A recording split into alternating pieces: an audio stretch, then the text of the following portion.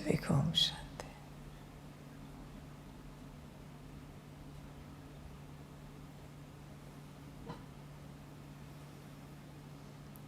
सभी अपने कल्याण के स्वरूप में, मूल स्वरूप में स्थित हो सकते हैं।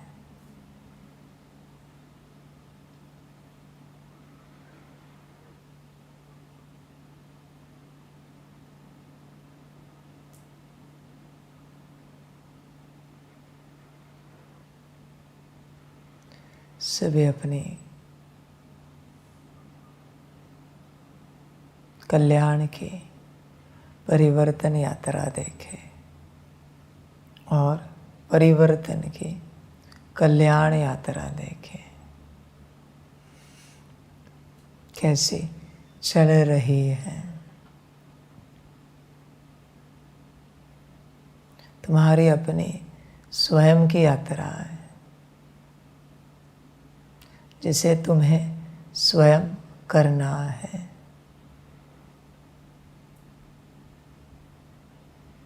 तुम्हारी अपनी यात्रा है। तुम इस स्मृति में आओ कि यह तुम्हारी यात्रा है। तुम्हें स्मृति में आना पड़ेगा। यह परमात्मा की यात्रा नहीं है। परमात्मा यहाँ किसी को भी ऊंच बनाने नहीं आया है।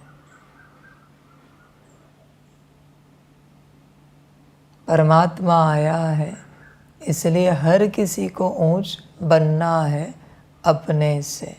वो नहीं बनाता।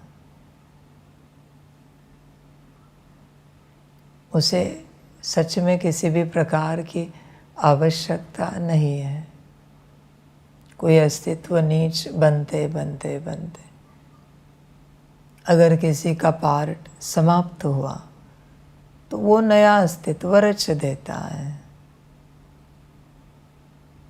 वो सजा के लोक में जाता है और उसके जगह नया अस्तित्व पार्ट बजाने आता है। परमात्मा को आवश्यकता नहीं है कि तुम ऊंच बनो। इस धरती का परिवर्तन करते करते संकल्प निकट कर रहे। अगर नहीं हुआ तो वो समाप्त कर देगा, दूसरी बना देगा। परिवर्तन तो तुम्हें करना है। गुरु को कभी आवश्यकता नहीं होती कि शिष्यों का परिवर्तन हो जाए। टीचर को किसी भी प्रकार की आवश्यकता नहीं होती कि स्टूडेंट्स पढ़ें। वो तो हर साल उनके पास स्टूडेंट्स आते हैं। समझ उसी प्रकार से बच्चों, आदि में भी माता पिता को कोई आवश्यकता नहीं थी। एक बच्चा ठीक नहीं है तो दूसरा बच्चा जन्म देते थे। परिवर्तन की यात्रा तुम्हारी है। परिवर्तन तुम्हें होना है। तुम कभी इस बेहोशी में नहीं रहना कि परमात्मा को परिवर्तन की आवश्यकता है या फिर परमात्मा परिवर्तन करेगा। नहीं बच्चे, ये छोटे काम परमात्मा नहीं करता। फिर वो शक्तियों का परिवर्तन हो या शिव बाबाओं का परिवर्तन हो, आत्माओं की तो बात भी नहीं आती। परमात्मा के किताब में समझ। तुम अगर अपना परिवर्तन चाहते हो तो करो। गीता इस महाग्रंथ ने कब कहा है कि कोई मुझसे धारणा करे, कोई अपना परिवर्तन करे? उस महान ग्रंथ को आवश्यकता नहीं है। जिसे लगता है वो करे। फिर हर धर्म का महान ग्रंथ हो, वहाँ कुछ शिक्षाएं हैं। ग्रंथ कभी नहीं कहता कि इसे धारणा में लाओ। वो जिसे आवश्यक है वो लाए, जिसे आवश्यकता नहीं है वो ना लाए। वो हर किसी की अपनी मर्जी है क्या करना है। हर किसी की अपनी परिवर्तन यात्रा है। समझ की बातें हैं। सूरज को आवश्यकता नहीं है कि तुम्हें धूप मिले। तुम्हें धूप की आवश्यकता है तो जाओ, सूरज निकला है, बाहर जाओ। समझ। हवा को आवश्यकता नहीं कि तुम सांस लो। तुम्हें फ्रेश ऑक्सीजन चाहिए तो जाओ बाहर, सांस लो। समझ की बात है सारी। बड़ी यात्रा है कल्याण की। जिसे आवश्यकता है वो अपना परिवर्तन करे। जिसे आवश्यकता नहीं है वो परिवर्तन ना करे, चलता रहे ऐसे ही। हर किसी की अपनी यात्रा है। और परिवर्तन बस शब्दों तक सीमित नहीं होता। परिवर्तन संस्कार बनता है। 2 दिन का परिवर्तन नहीं होता कभी। आपको क्या लगता है 2 दिन धूप लेने से, धूप से बनने वाली ऊर्जा आपके शरीर में बनेगी? नहीं बनेगी। पॉसिबल नहीं है। कम से कम समय कितना? 1 हफ्ता या 15 दिन का पक्ष है, 14 दिन का पक्ष है, एक अमावस्या एक पूनम। कम से कम 15 दिन धूप लेनी पड़ेगी, तब शरीर की साइकिल सेट होती है। शरीर अगर बीमार है किसी प्राकृतिक कारण की वजह से तो कम से कम 15 दिन, और अगर ज़्यादा बीमार है तो कम से कम 1 मास। कृष्ण पक्ष और शुक्ल पक्ष दोनों पक्ष ट्रीटमेंट देनी पड़ती है शरीर को, तब जाके शरीर में स्वस्थता आती है। तुम सोचते हो 2-3 दिन देंगे, 1 हफ्ता भी पूरा नहीं करते तुम। 2-3 दिन की यात्रा में कुछ नहीं होगा बच्चे, कुछ भी नहीं। 1 मास लगता है बच्चे। 1 मास जब ट्रीटमेंट करोगे शरीर की, तब शरीर स्वस्थ होगा, वरना नहीं होगा। उसी प्रकार बच्चे आत्मा की ट्रीटमेंट है।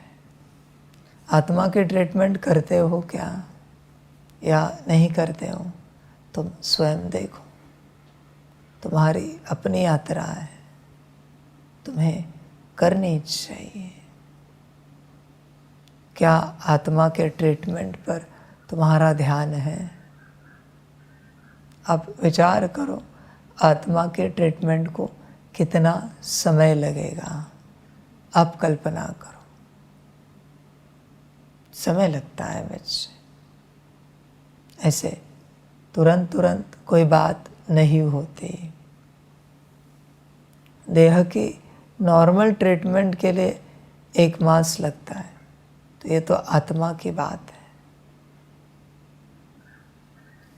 बच्चे आत्मा की ट्रीटमेंट देखो, आप नहीं ध्यान देते। शरीर बिगड़ता है, आप कितना दौड़ते हो। शरीर का ब्लड रिपोर्ट आपके पास आ जाता है, ये कम है, ये कम है, ये कम है। तुरंत खोजते हो ये किस किस में मिलेगा, इसकी दवाइयाँ कौन सी है, इसके लिए कितने बजे उठना चाहिए, कितने बजे तक सोना चाहिए, क्या रूटीन रखना चाहिए, एवरीथिंग बच्चे हैं, और तुम वो सब करते हो। आत्मा का रिपोर्ट भी तुम्हारे पास है। बुद्धि में क्या कमी है, मन में क्या कमी है, संस्कारों में क्या कमी है, गुण शक्तियों में क्या कमी है, स्थिति से लेकर कर्म तक क्या कमी है। बच्चे उसके लिए नहीं दौड़ते। तुम देह हो क्या? तुम देह हो तो देह के लिए दौड़ोगे, और अगर तुम आत्मा हो तो आत्मा के लिए दौड़ोगे। देखो तुम कौन हो। तुम देह के लिए कितना दौड़ते हो, हर प्रकार की दवाइयाँ खोजते हो, हर प्रकार का खान पान खोजते हो, हर प्रकार का आराम व्यवस्था खोजते हो। काश उतना आत्मा के लिए हो पाता। कितना कहा आपको कि बच्चे बुद्धि की कमी है, ज्ञान की कमी है, निर्णय शक्ति की कमी है। आप नहीं ट्रीटमेंट करोगे, नहीं करोगे, आप उसे निगलेक्ट करोगे, इग्नोर करोगे, मतलब उसकी बात भी नहीं करोगे। देह की कितनी बातें। समर्पित बच्चे तो बाबा के पास आते हैं, बाबा हमारे सिर में दर्द है, पेट में दर्द है, शरीर में ठंडी बढ़ गई, गर्मी बढ़ गई, मुझे बहुत सुख मिलता, सुख लगता, काश ऐसी कोई बात आत्मा के लेकर आता। बाबा हमारी बुद्धि स्थिर नहीं हो रही, मन थोड़ा भटक रहा है, संस्कार विपरीत इमर्ज हो रहे हैं। कोई नहीं आता। बाबा शांति में बैठना चाहते हैं पर बैठ नहीं पाते, पवित्र विचार चलते नहीं, सुखकारक विजन आता नहीं, प्रेम वाले बोल होते नहीं, शक्ति स्वरूप दृष्टि रहती नहीं। कोई नहीं आता, नेवर। समझ, सारी समझ की बात है।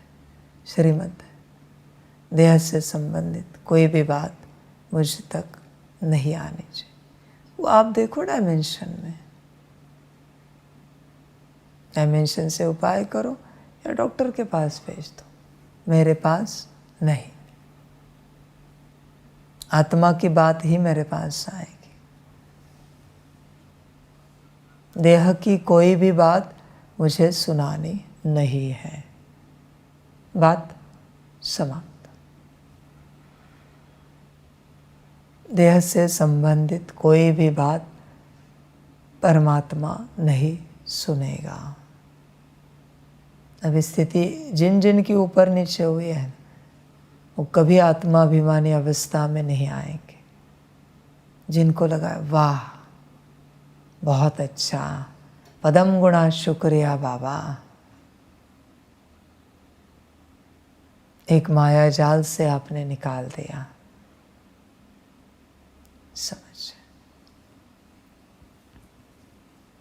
डायमेंशन में किसी सेवा से संबंधित अगर वो बात है तो मेरे पास आ जाओ, वरना फिजिकल बात है तो मेरे पास नहीं आ सकते। मेरा कोई संबंध नहीं उसकी, जो ट्रीटमेंट करनी है करो। बस आज किसी को पता ही नहीं है कहाँ क्या बात करनी चाहिए, सब भटक गए हैं।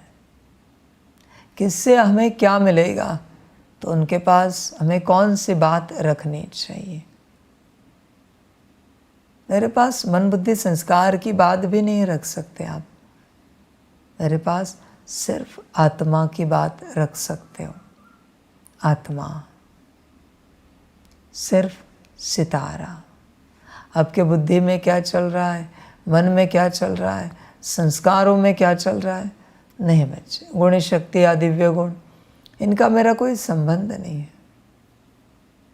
वास्तविक रूप से आत्मा का भी कोई संबंध नहीं है। आत्मा का संबंध तो शिव बाबा के साथ है। फिर भी शिव बाबा ना होने कारण मैं आत्मा की बात सुन रहा हूँ। शिव बाबा भी है नहीं। संसार वाले कितना भी निराकार आकार में रुहरिहान करे, शिव बाबा को सुनाए, बच्चों शिव बाबा है नहीं इस यूनिवर्स के, है ही नहीं है।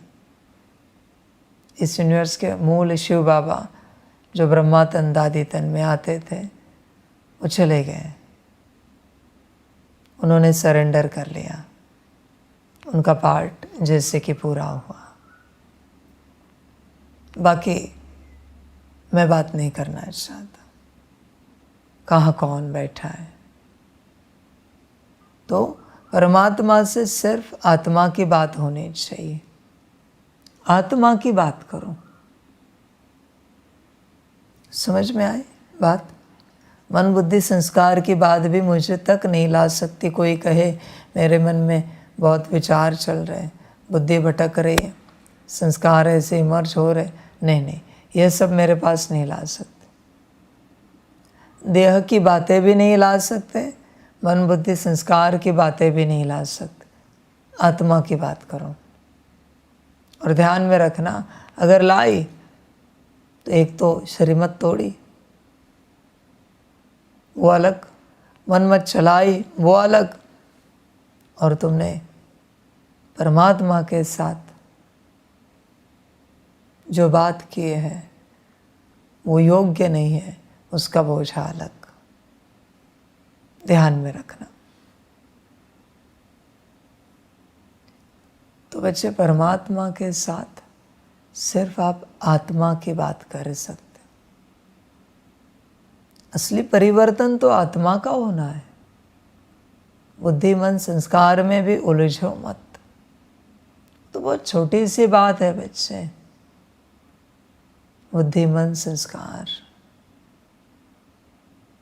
आत्मा के परिवर्तन पर ध्यान दो। आत्मा की बात समझो। सितारे का परिवर्तन समझो। इन बातों को आपको पता है, सितारा भी विचार कर सकता है, सितारा भी देख सकता है, सितारे के भी अपने संस्कार हैं।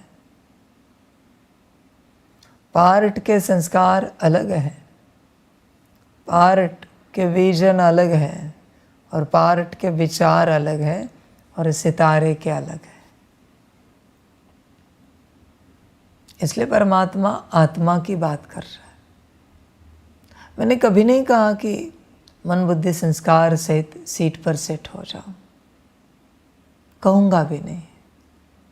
मैं सिर्फ यही कह रहा हूँ कि आत्मा, सितारा या सिर्फ पॉइंट ऑफ लाइट सीट पर सेट हो जाए।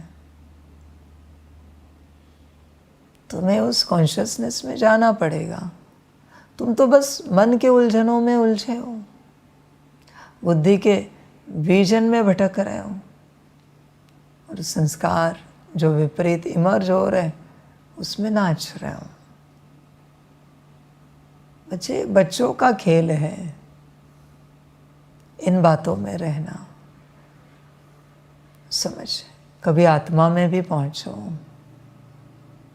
उस लाइट में भी पहुंचो, और देखो वहाँ क्या चल रहा है, वहाँ क्या हो रहा है, वहाँ कैसे विचार चल रहे हैं, वहाँ कौन सा विजन चल रहा है, वहाँ कौन से संस्कार इमर्ज है। समझ, उतरना चाहिए उस अवस्था में, पर तुम उतरते नहीं हो। समझ की बातें हैं। जब लगातार कोई एक घड़ी अभ्यास करता है सीट पर सेट होने का, तब थोड़ी बहुत अनुभूति होती है कि अंदर क्या हो रहा है। फिर एक प्रहर जब कोई अभ्यास करता है एक प्रहर, 3 घंटे, तब वहाँ अनुभूति होती है क्या हो रहा है। एक प्रहर लगातार उसी अवस्था में, उसी ही अभ्यास में, थोड़ा थोड़ा करके कुछ नहीं होगा बच्चे।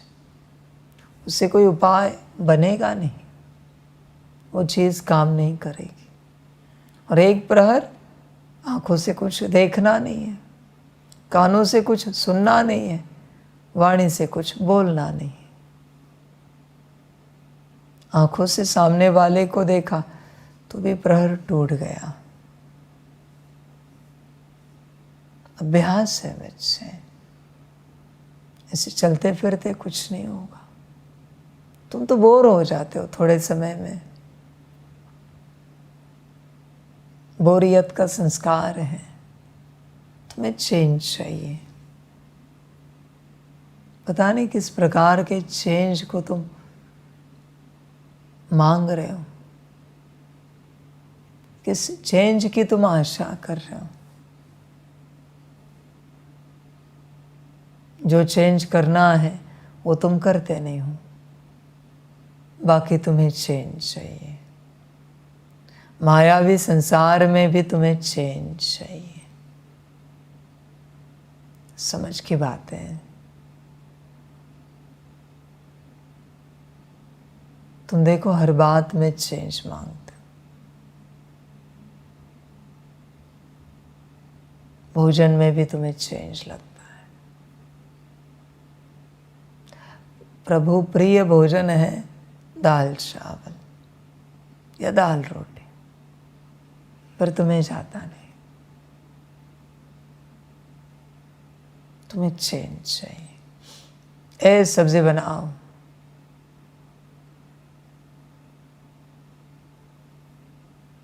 एक कुछ मीठा बनाओ। उस प्रभु प्रिय में मीठे की बात हुई है क्या कि दाल चावल के साथ कोई मीठा? पर तुम्हें चेंज लगता है, सब्जी चाहिए। मैंने क्या था दाल चावल खाओ, पर अगर मैंने प्रश्न पूछा कब तक खा सकते?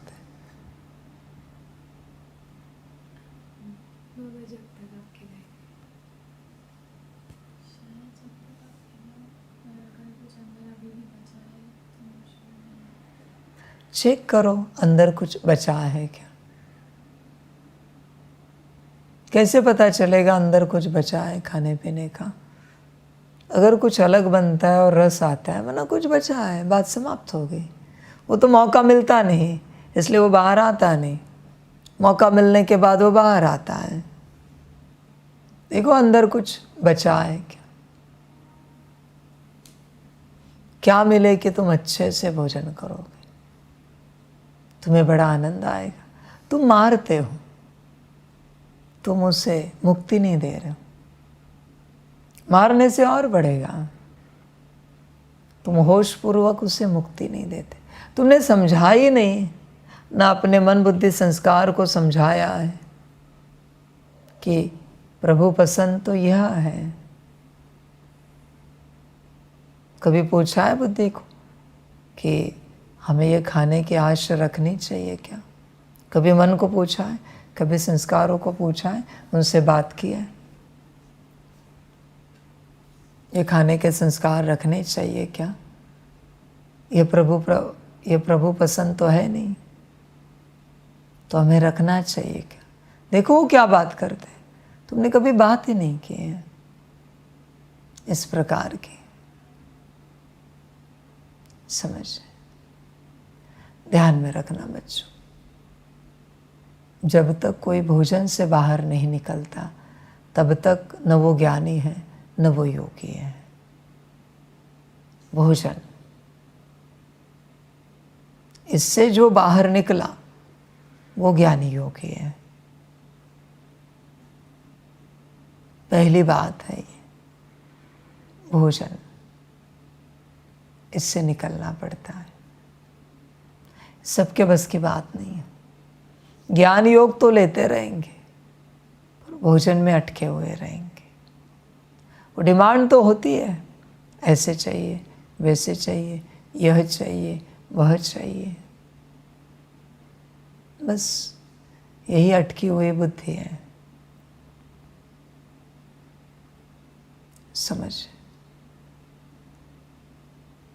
हर अस्तित्व के जीवन से भोजन को डिलीट करो, देखो वो कितना शुद्ध पवित्र बन जाता है तुरंत।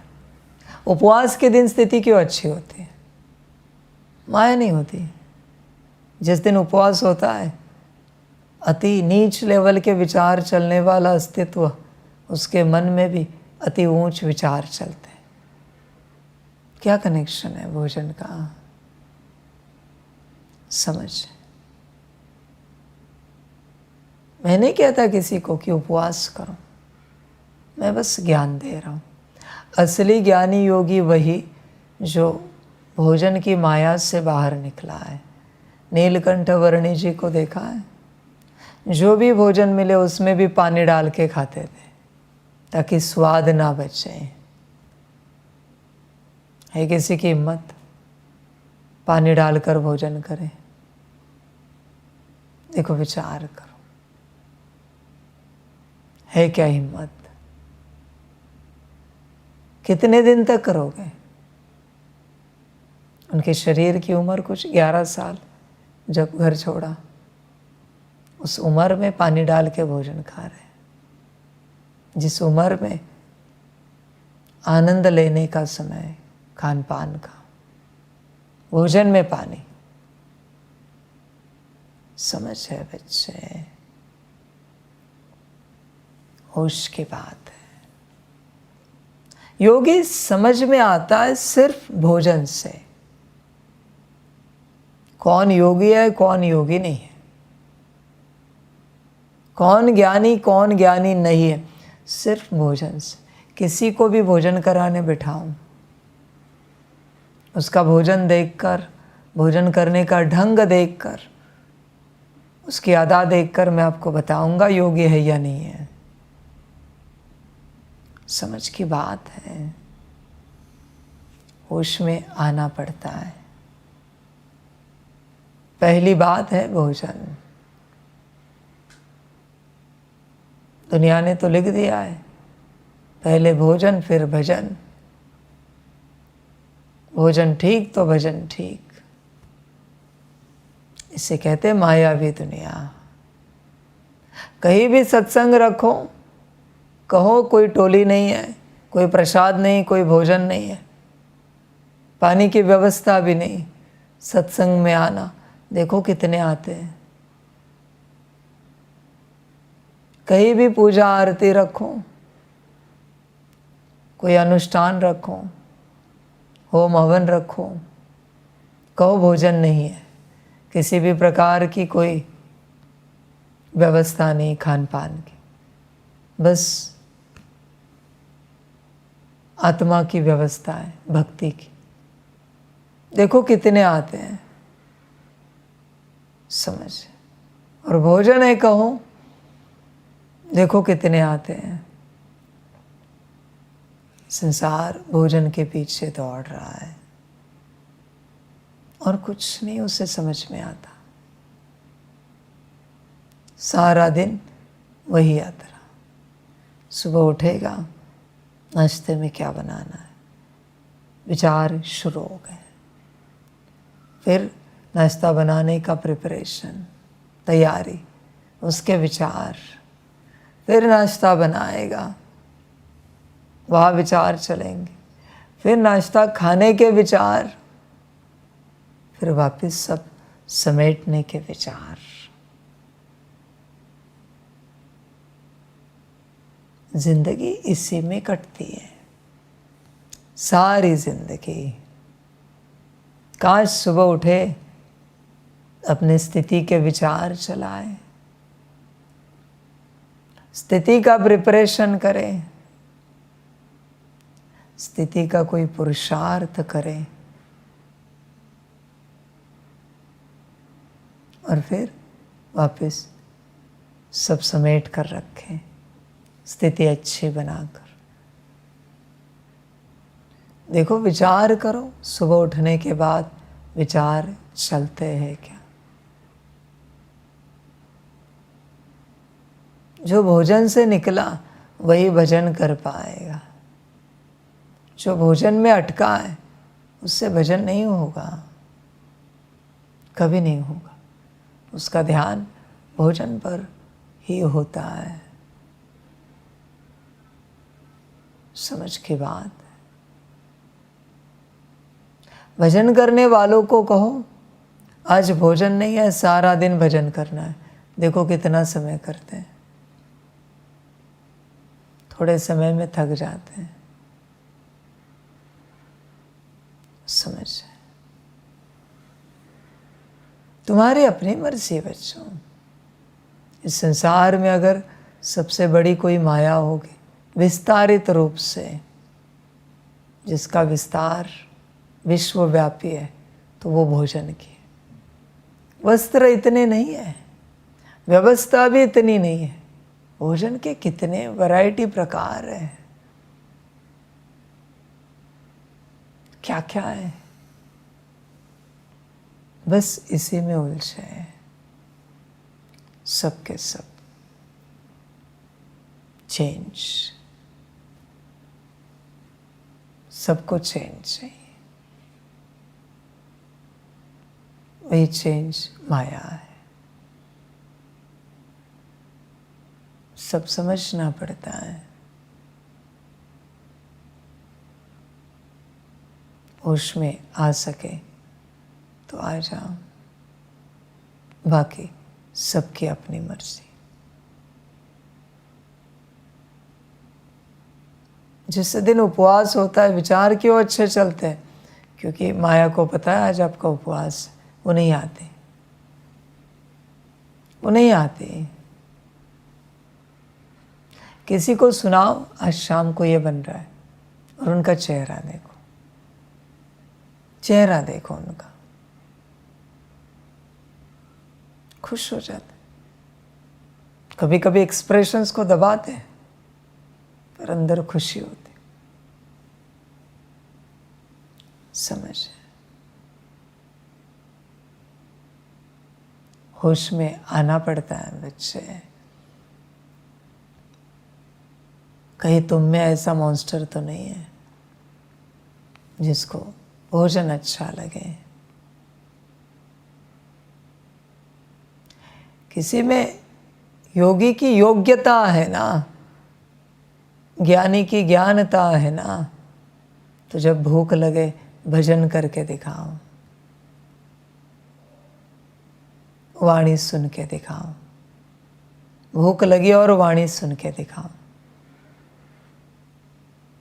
शरीर को भूख लगे और सीट पर सेट होकर याद में बैठकर दिखाओ या सकाश देकर दिखाओ। अगर तुम कर पाए तो तुम ज्ञानी होगी। कितना समय कर सकते हो चेक करो। सबसे बड़ी माया वही उछलती है। समझ, उसी बात में माया उछल खाती है। ये तो धोखा है बच्चे। एसिडिटी होती है, गैस की तकलीफ होती है, ये धोखा है। कोई तो क्रिएट कर रहा है ताकि तुम दो। याद में बैठकर देखो, सकाश देकर देखो। मैं ये नहीं कहता भोजन नहीं दो, शरीर को दो, पर मैं उपाय बता रहा हूं। योगी समझ जाता है, ज्ञानी समझ जाता है। होश की बातें हैं। देखो, आत्मा को अगर मुक्त करना है मन बुद्धि संस्कार से भी, तो भोजन से अपने आप को मुक्त करो। भोजन से मुक्त करो। जो हो जैसे हो चलो, यात्रा करो। समझ की बातें सारी। पर सभी नहीं समझेंगे। सबके समझ की बात है ही नहीं। होश में आना पड़ता है। भोजन की माया से निकलना सबके बस की बात नहीं है, इतना आसान नहीं है। जो परमात्मा के महाकाल स्वरूप महावाक्यों को, उनकी ऊर्जा को अपने अंदर भर सकता है, वही भोजन की माया से निकल सकता है। बाकियों के बस की बात नहीं है भोजन की माया से निकलना, नहीं है पॉसिबल। समझ,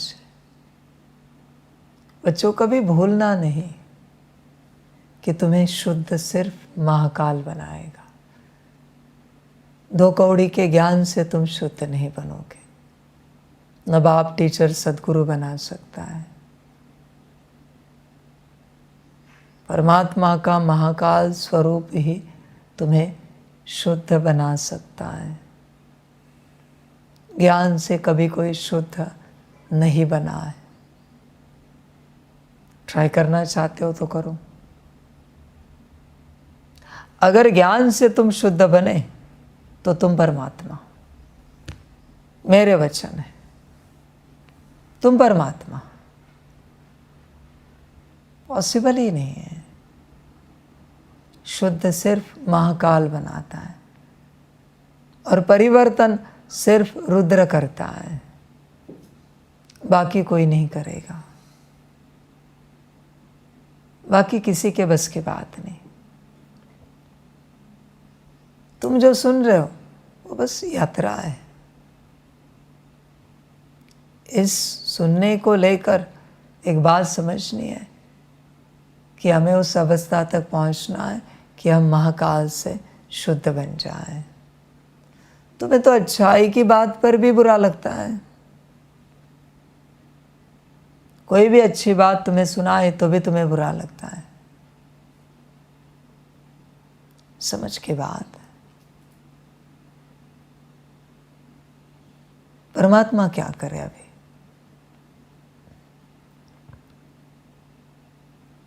परमात्मा का दिव्य संकल्प है सभी के प्रति। जिन बच्चों को, जिन आत्माओं को अच्छाई की बात में बुरा लगता है, उनका पाठ समाप्त हो जाए।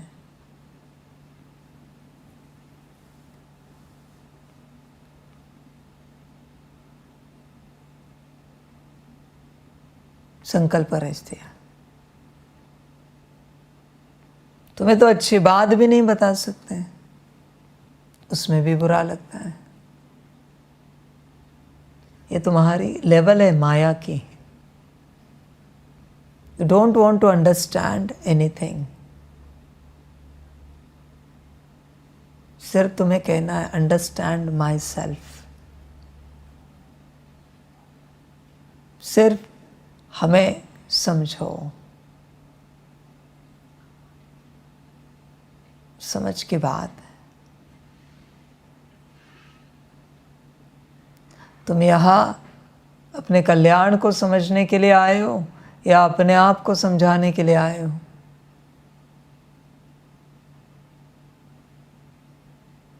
महाकाल की डांट कहाँ तक खा सकते हो? स्थिति हिलेगी?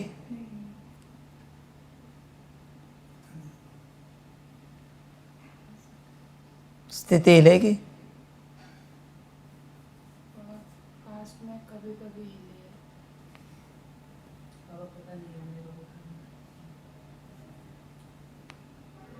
शौक में कभी कभी स्थिति अभी तक देखा नहीं मैंने, पर पहले जब दिया था तो गिरती थी। नहीं, मैं पहले की बात नहीं। देखो बच्चे, उतना ही मौका होता है। प्रश्न को ध्यान से समझना पड़ेगा, फिर मैं आगे चला जाता हूँ।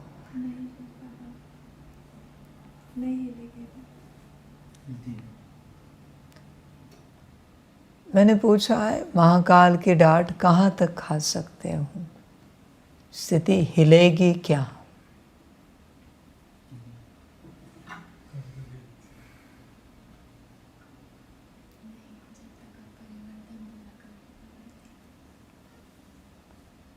जब तक स्थिति पूरी स्टेबल नहीं होती तब तक शुद्धता नहीं आई।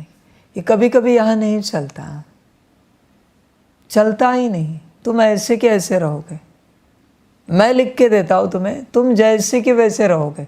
कितनी भी परमात्मा वाणियाँ सुनो, कितना भी गार्डन में जाकर आत्मिक स्थिति का अभ्यास करो या बैठकर सकाश दो, कितना भी करो, मैं तुम्हें लिख के देता हूँ, तुम ऐसे के वैसे रहोगे। तुम्हारी मर्जी, तुम्हें अपनी तैयारी करनी पड़ेगी। हर गुरु के पास मुश्किल कोई शिष्य निकलता है जो स्थिर रहता है, उसी पर गुरु काम करता है। ज्ञान पता है ना,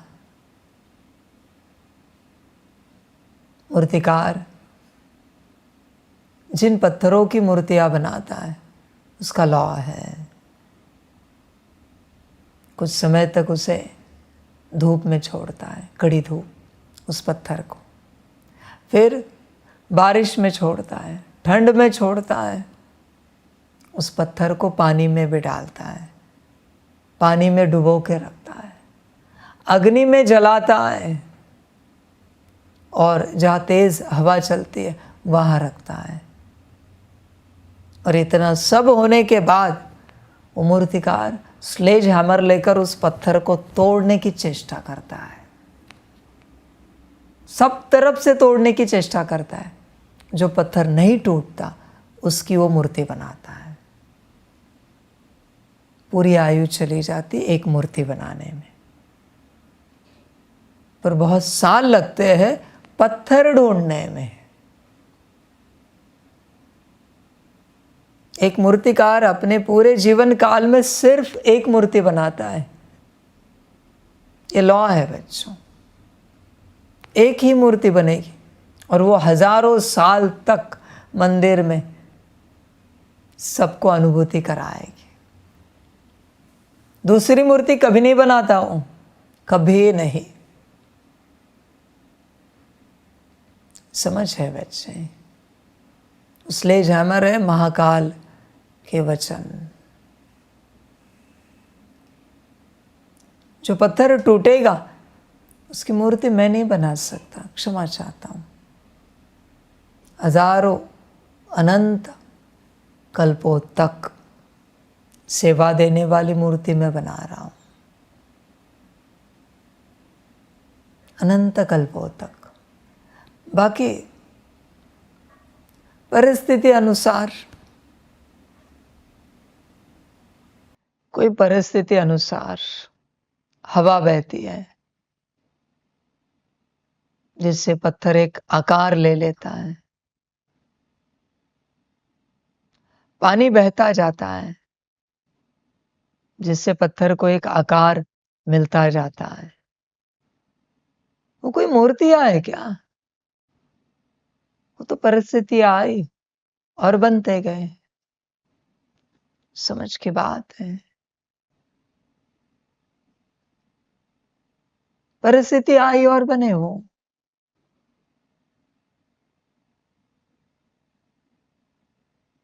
उन्हें मूर्ति नहीं कहा जाता। मूर्ति तो मूर्तिकार से बनती है। तुम्हारी बन रही है क्या? देखो, तुम्हारी मूर्ति कौन बना रहा है? क्या पत्थर ने सरेंडर किया है? तुम्हारी मूर्ति कौन बना रहा है? मेरा नाम नहीं लेना। कौन बना रहा है?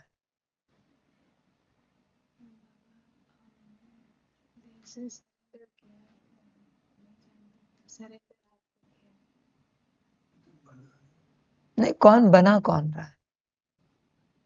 फिर कौन बनाएगा?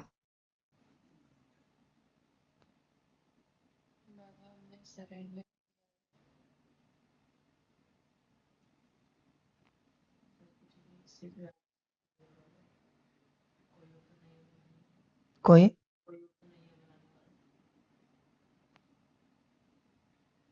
ऐसे नहीं, पता नहीं ऐसे कहकर उत्तर नहीं दे सकते। तो फिर मुझे भी पता नहीं तुम्हारी मूर्ति कौन बना रहा है। तुम्हें पता नहीं तो मुझे भी पता नहीं। कौन बनाएगा फिर आपकी मूर्ति? फिर आप रेडी हो क्या? समर्पण तो कौन बनाएगा?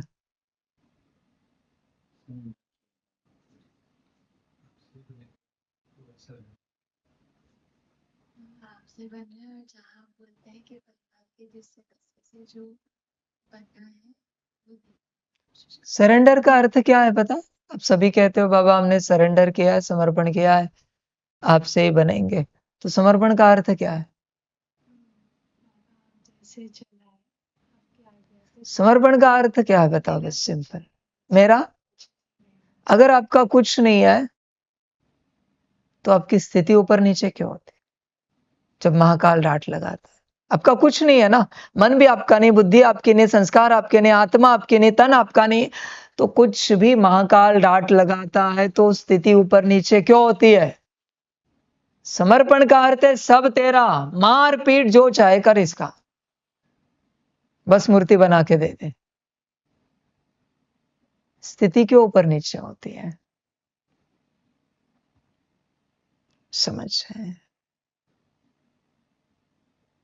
जब तक पूरा समर्पण नहीं होता महाकाल हाथ नहीं लगाता। ये तो आपके बोल है, ये तो आपके शब्द है बच्चे कि हमने पूरा समर्पण किया है। पूरा समर्पण करने के बाद है ना बच्चे श्रीमत मिलती है। कुछ दिन श्रीमत पालन करने के बाद थोड़ा पुण्य जमा होता है, और पुण्य जब जमा होता है अचानक महाकाल कहता अकल नहीं आपको? देखता है स्थिति कितनी ओके है, अगर हिला नहीं तो दोबारा एक बार ट्राई करता है, और एक बार ट्राई करता है, और एक बार शक्ति भरता जाता है उसके अंदर। ऐसी लंबे समय की यात्रा चलती है। बेवजह चिल्लाएगा बाबा, लंबे समय की यात्रा चलेगी,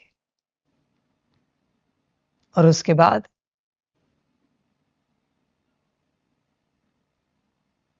मूर्ति का काम शुरू करेगा।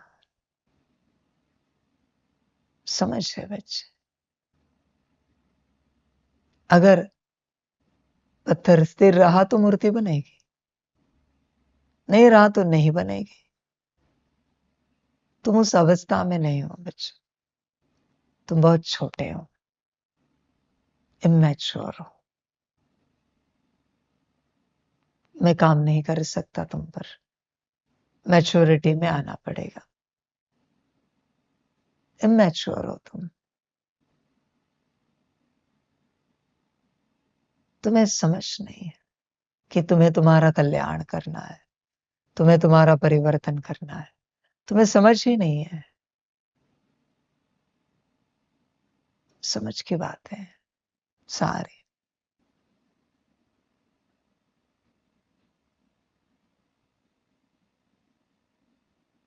तुम बाबा के पास आए हो पर परिवर्तन की तुम्हें समझ नहीं है। तुम्हें बस लाइफ को जीना है, परमात्मा के संग के साथ के। तुम्हें परिवर्तन नहीं करना है। परिवर्तन करने वाले मुश्किल थोड़े निकलते हैं, बहुत थोड़े निकलते हैं परिवर्तन करने वाले।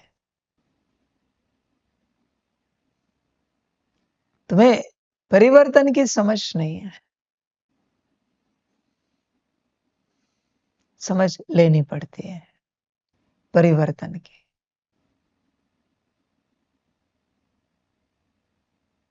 समझ है?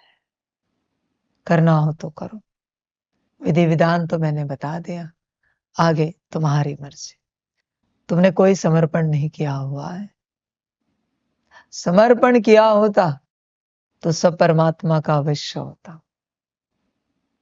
फिर क्या आत्मा, क्या उसका मन, क्या बुद्धि, क्या संस्कार, उसकी चीज है। वो डांट लगाए या थप्पड़ मारे, उसकी मर्जी।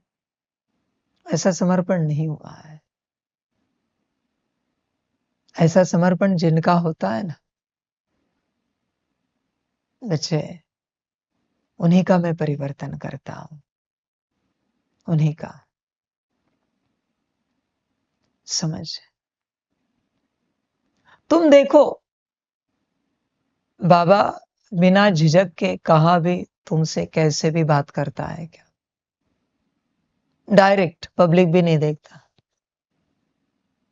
अगर ऐसे होता है सदा, मना समझ जाओ तुम्हारा समर्पण हुआ है, तो कैसे भी बात करे,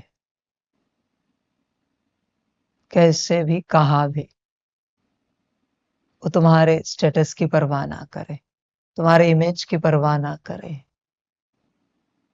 समझ की बात है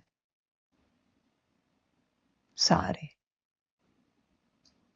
अभी ऐसा रहा नहीं बच्चे संसार में। ऐसी बातें थी माता पिता और बच्चों के रिश्ते में। माता पिता कहा भी कैसे भी बात करते थे बच्चों से, ए चल अकल नहीं तुझे, बैठ इधर।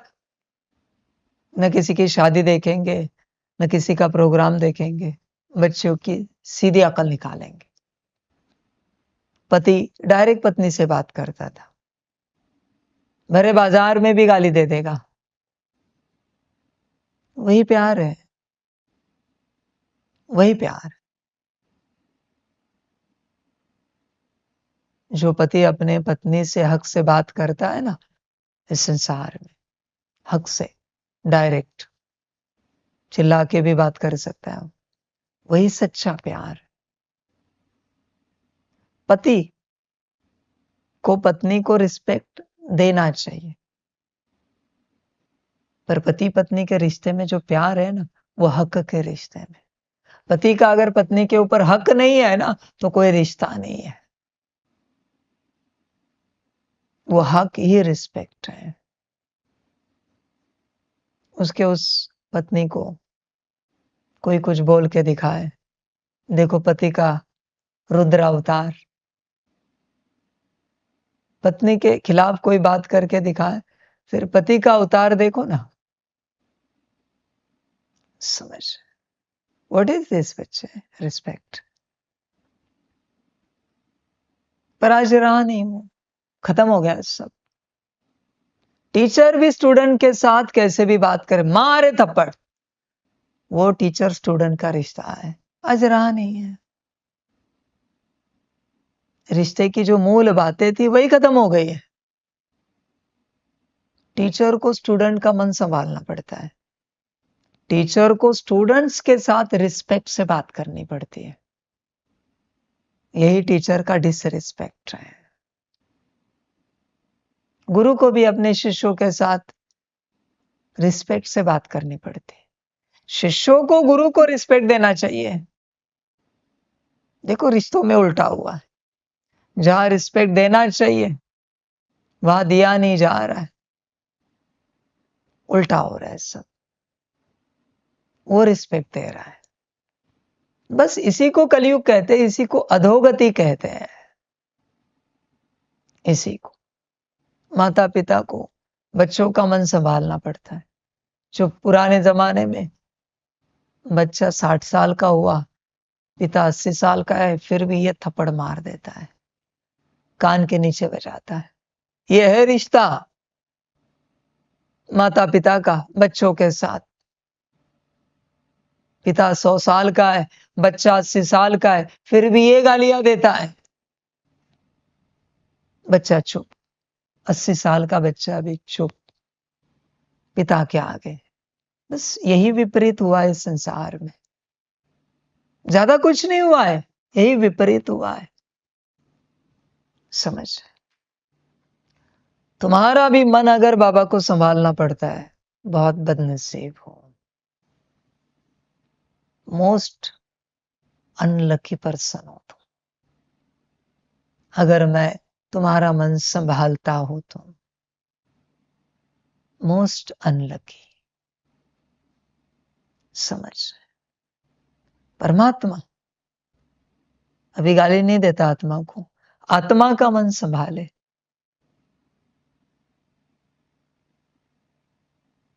जो परमात्मा कभी शिव बाबा का भी मन नहीं संभालता। मेरे यूनिवर्स के नीचे जो परमात्मा रचे थे शिव बाबा, ऐसे डिलीट कर दिया, शिफ्ट डिलीट, सजा के लोक में सीधा। उनका मन नहीं संभालता। सारी सृष्टि उन्हें ही परमात्मा समझती थी, उनका मन मैंने कभी संभाला नहीं। आत्माओं का, इससे बड़ा डिसरिस्पेक्ट परमात्मा का कुछ नहीं हो सकता, कुछ नहीं हो सकता। समझ? अगर ये बात मुझे पहले पता होती ना तो मैं आता ही नहीं। रियल कहता हूं, मैं आता ही नहीं इस दुनिया में। मैं राह देखता कभी संसार का विनाश हो जाए, मैं दूसरा रचता। समझ की बात है। विचार करो।